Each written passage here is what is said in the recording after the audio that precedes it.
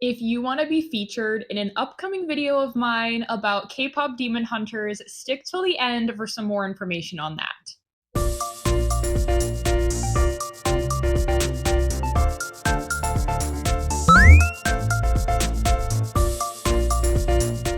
Hello there, my fandom friends! Today we are back again to talk about Kpop Demon Hunters, a new topic that I would love to explore. Today we are going to be talking about baby Saja. I'm sure you can tell by the title. He is my favorite Saja boy. Now, behind Jinu, I feel like has the most kind of story going for him, which I will get to later in the video as I talk about things. But what I wanted to center this video around is why I think he has the most powerful voice out of all the boys in that boy band. Now, before getting started, this is solely just based on my own speculation and theory, and to be honest, probably my bias toward him as a character.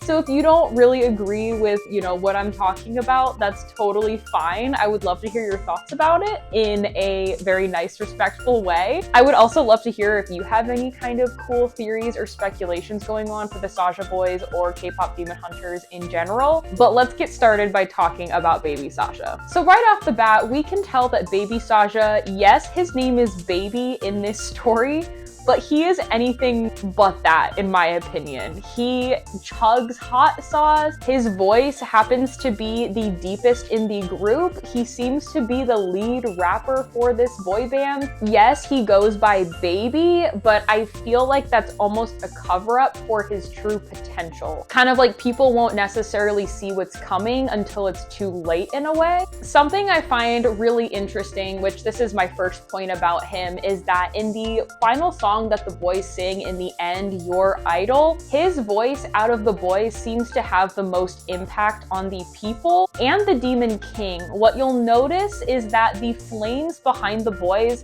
don't actually appear until Baby starts singing.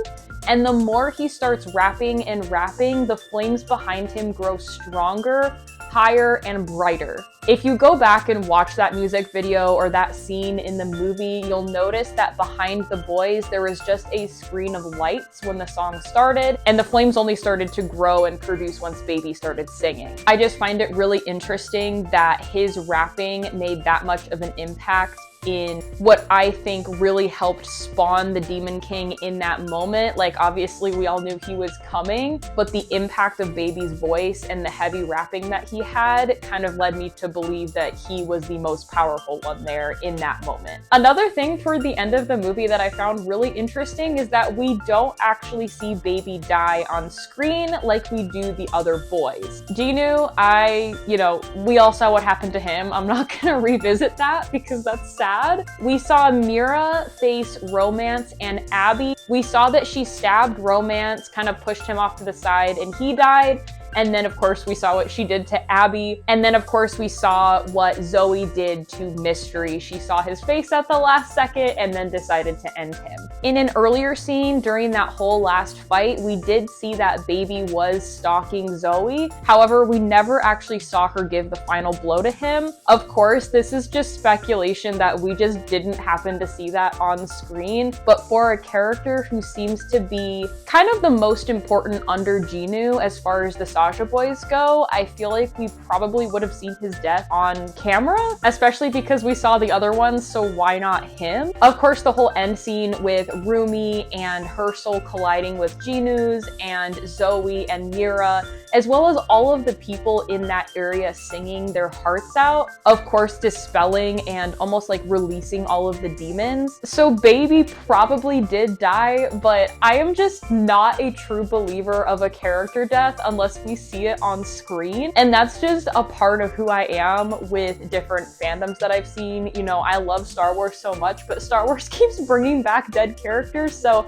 I I just can't trust anything these days. So if I don't see baby dying, I'm not believing he's dying. That's basically all I wanted to talk about, was just a deeper dive into baby's character as a whole, especially because he is my favorite Saja boy. I would also just love to learn more lore about all of those boys. I know we got to see Jinu's backstory and a little bit more about him, but we didn't really get to see like anything about the other four, and I know that wasn't really the focus, but I am also just a sucker for lore and backstories and depth of characters. So that's also probably why I'm digging a little bit more into little things here and there to kind of just start discussion. Before ending this video, I wanted to explain an idea that I had for a future video idea. Since this video is structured around more of a speculation and theory that I have about baby Saja, I would love to hear from all of you. What is some kind of theory or speculation that you have involving the Kpop Demon Hunters world? This could be about a specific character, your favorite character,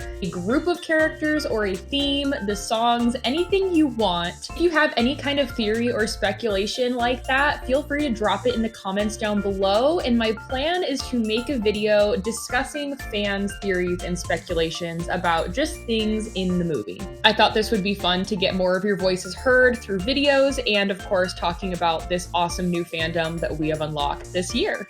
I actually do also plan on cosplaying him in the near future next month with a group of 4 other friends. We are going to be cosplaying the Saja boys at a convention that we are going to, so there will be lots of pictures and videos to come for that if you are interested. That is going to wrap things up for now. I hope to see you again in the future for some more fun fandom-filled videos to come. Bye!